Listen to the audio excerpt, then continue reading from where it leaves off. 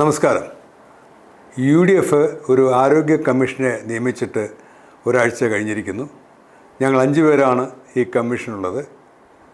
എൻ്റെ ഒപ്പം ഡോക്ടർ ശ്രീജിത്തിൻ Kumar, doctor Muhammad Basheer, doctor Ajitha, doctor Rajan Joseph Manjooran, ഇത്രയും പേരാണ് ഈ കമ്മീഷനിലുള്ളത്. ഇപ്പോൾ UDF നിയമിച്ച കമ്മീഷനാണ്. പക്ഷേ ഞങ്ങളുടെ പ്രവർത്തനം കേരളത്തിലെ ആരോഗ്യരംഗത്തെ പ്രശ്നങ്ങൾ തിരിച്ചറിയാനും കേരള ജനതയ്ക്ക് ഗുണമുണ്ടാകുന്ന കാര്യങ്ങൾ നിർദ്ദേശിക്കാൻ വേണ്ടിയിട്ടാണ്. തീർച്ചയായിട്ടും ഒരു രാഷ്ട്രീയ പക്ഷമുള്ളതാണ് UDFന്.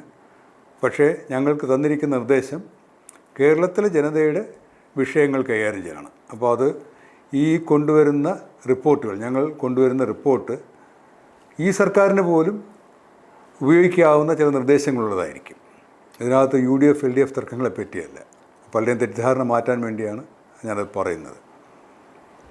ഇത് ഒരുപക്ഷേ ഇന്ത്യയിലോ അല്ലെങ്കിൽ ലോകത്ത് തന്നെ അപൂർവമായി സംഭവിക്കാവുന്നൊരു കാര്യമാണ്. സാധാരണ സർക്കാരുകളാണ് കമ്മീഷനെ വെച്ചിട്ട് കാര്യങ്ങൾ ചെയ്യുന്നത്. ഇപ്പോൾ ഇടത് മുന്നണിക്ക് തന്നെ ബോധ്യമുണ്ട് ആരോഗ്യരംഗത്ത് പ്രശ്നങ്ങളുണ്ടെന്ന്. അപ്പോൾ ഗവൺമെൻറ്റിന് കഴിവുണ്ട്, ഗവൺമെൻറ്റിനെ പ്രതിനിധാനം ചെയ്യുന്നവർക്കും അല്ല അവരെ ഉപദേശിക്കുന്നവർക്കൊക്കെ കഴിവില്ല എന്ന് നമ്മൾ പറയുന്നില്ല. പക്ഷേ എവിടെയൊക്കെ ചില അപാകതകൾ കാണുന്നുണ്ട്. അപ്പോൾ 9 വർഷം കഴിഞ്ഞിട്ടും ഇടതുമുന്നണി ഗവൺമെൻറ്റിന് പരിഹരിക്കാൻ പറ്റാത്ത പ്രശ്നങ്ങളുണ്ടെന്ന് മന്ത്രിമാർ തന്നെ സമ്മതിക്കുകയാണ്. ആരോഗ്യമന്ത്രി പറഞ്ഞു സിസ്റ്റം ഫെയിലിയറാണ്. അപ്പോൾ സിസ്റ്റം 9 വർഷമായിട്ട് ആ പരാജയം ഒഴിവാക്കാനായിട്ട് ആരോഗ്യവകുപ്പിനോ ഗവൺമെൻറ്റിനോ കഴിഞ്ഞിട്ടില്ല എന്നാണ് എൻ്റെ അർത്ഥം. പിന്നെ ചില രാഷ്ട്രീയ നേതാക്കൾ മന്ത്രിമാരായിരിക്കുന്നവരൊക്കെ തന്നെ പറയുന്നുണ്ട് സ്വകാര്യ ആശുപത്രികൾ കൊണ്ടാണ് അവരുടെ ജീവിതം രക്ഷപ്പെട്ടതെന്ന്. സർക്കാർ ആശുപത്രി ചികിത്സ കൃത്യമായി കിട്ടിയില്ല. നമുക്കും അറിയാം സർക്കാർ ആശുപത്രികളിൽ ഏറ്റവും പ്രഗത്ഭരായ ഡോക്ടർമാരും നഴ്സുമാരും ഒക്കെയാണുള്ളത്. പക്ഷേ നമ്മൾ കഴിഞ്ഞ ദിവസങ്ങളിൽ കണ്ടിരിക്കുന്നത് പോലെ സർക്കാരിൻ്റെ ആശുപത്രികളിൽ മാനേജ്മെൻറ്റ് പ്രശ്നങ്ങളുണ്ട്, നിരവധി കാരണങ്ങളുണ്ട്. ഇപ്പോൾ ആശുപത്രിയിൽ കിടക്കുന്ന ഒരാളെ പുഴുവരിക്കുന്നത് അത് രോഗിയുടെയോ പുഴുവിൻ്റെയോ പ്രശ്നമല്ല, ആ ആശുപത്രി മാനേജ്മെൻറ്റിൻ്റെ പ്രശ്നമാണ്.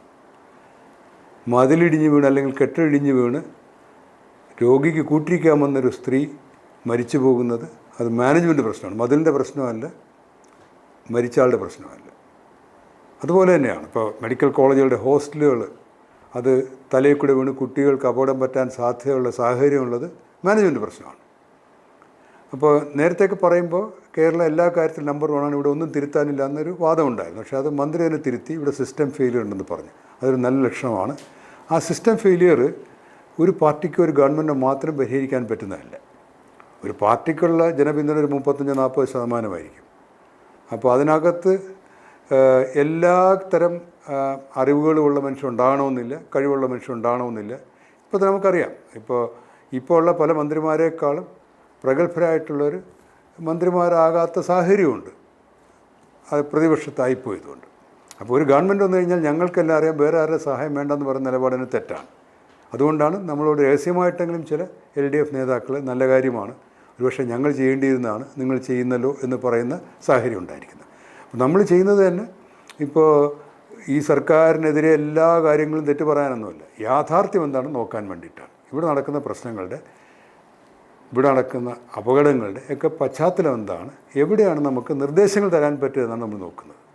അപ്പോൾ അത് നിർദ്ദേശങ്ങൾ നല്ല നിർദ്ദേശങ്ങളായിട്ട് വന്നു കഴിഞ്ഞാൽ ഇത് ഗവൺമെൻറ് ഉപയോഗം, നമ്മുടെ നാട്ടിന് ഉപയോഗമില്ല. ആ രീതിയിലാണ് ഈ കമ്മീഷനെ കാണേണ്ടത്. ഇപ്പോൾ വളരെ പ്രഗത്ഭരായിട്ടുള്ള 4 അംഗങ്ങളാണ് ചെയർമാനായിട്ടുള്ള എൻ്റെ ഒപ്പം ഉള്ളത്.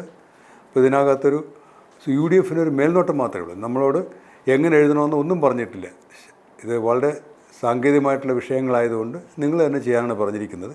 നമ്മളൊരു അഡ്വൈസറി കമ്മിറ്റി ഉണ്ടാക്കിയിട്ടുണ്ട്.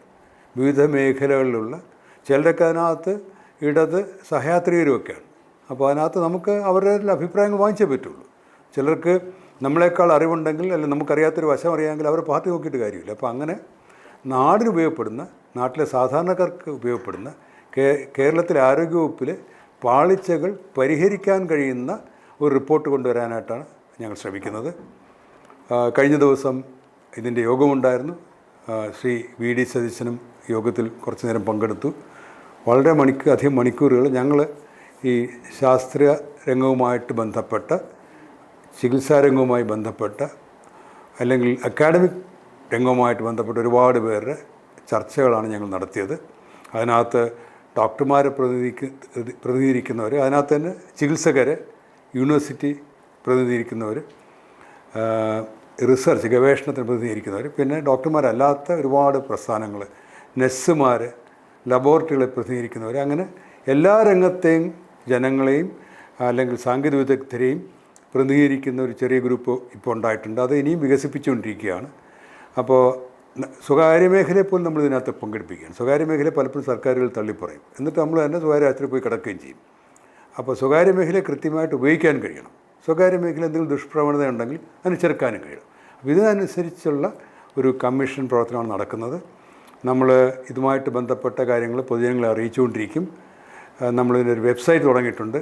അത് 2 ദിവസത്തിനകത്ത് പൊതുജനങ്ങൾക്ക് എളുപ്പത്തിൽ കാണാനും അവിടെ നിർദ്ദേശങ്ങൾ നൽകാനും പറ്റുന്ന രീതിയിലാണ് സജ്ജീകരിച്ചിരിക്കുന്നത്. നമുക്കുള്ള അഭിപ്രായങ്ങളോ നിർദ്ദേശങ്ങളോ ഒക്കെ എല്ലാവർക്കും, സാധാരണ മനുഷ്യർക്ക് തൊട്ട് ഇവിടുത്തെ മന്ത്രിമാർക്ക് പോലും അവിടെ വന്നിട്ട് അഭിപ്രായം പറ്റാവുന്ന രീതിയിലാണ് ഞങ്ങൾ സജ്ജീകരിച്ചിരിക്കുന്നത്. രാഷ്ട്രീയ വ്യത്യാസങ്ങളൊക്കെ ഉണ്ടാവും നമ്മൾ ജീവിതത്തിൽ. പക്ഷേ മനുഷ്യൻ ആശുപത്രി വരുമ്പോൾ അവിടെ ഒരു രാഷ്ട്രീയവുമില്ല. ഏതെങ്കിലും പ്രത്യേക പാർട്ടിക്ക് അനുകൂലമായ പ്രതികൂലമായ ഒരു രോഗാണുമില്ല. ഒരു അപകടം പറ്റുമ്പോൾ ഏത് പാർട്ടി നോക്കിയിട്ടില്ല പറ്റുന്നത്. അപ്പോൾ നമ്മൾ ചികിത്സാലയങ്ങൾ രാഷ്ട്രീയ വിമുക്തമായിരിക്കണം. അവിടെ ഉള്ളവർക്ക് രാഷ്ട്രീയ നിലപാടുകളൊക്കെ ആകാം. പക്ഷേ ഒരാളുടെ ആരോഗ്യത്തിന് വേണ്ടി ചിന്തിക്കുമ്പോൾ, അതിനുവേണ്ടി നടപടികളെടുക്കുമ്പോൾ, അതിനുവേണ്ടി പോളിസി ഉണ്ടാക്കുമ്പോൾ മനുഷ്യർ മാത്രമായിരിക്കണം മുന്നിൽ. എപ്പോഴും അല്ലെങ്കിൽ ഏത് സമയവും രോഗികളാകാവുന്ന മനുഷ്യർ നമ്മളെല്ലാവരും. ഇപ്പം നമ്മൾക്ക് അവിടെ ചെന്ന് കഴിഞ്ഞാൽ സുരക്ഷയുണ്ടോ? നമ്മുടെ വേണ്ടപ്പെട്ടവർക്ക് അവിടെ ചെന്ന് കഴിഞ്ഞാൽ സുരക്ഷയുണ്ടോ? നമ്മുടെ മാതാപിതാക്കൾക്ക്, നമ്മളുടെ കുട്ടികൾക്ക് ആശുപത്രികൾ സുരക്ഷിത സ്ഥലമാകണം എന്ന രീതിയിൽ ചിന്തിച്ചുകൊണ്ടുണ്ടാക്കുന്ന ഒരു റിപ്പോർട്ടായിരിക്കും നമ്മൾ പുറത്തു കൊണ്ടുവരുന്നത്.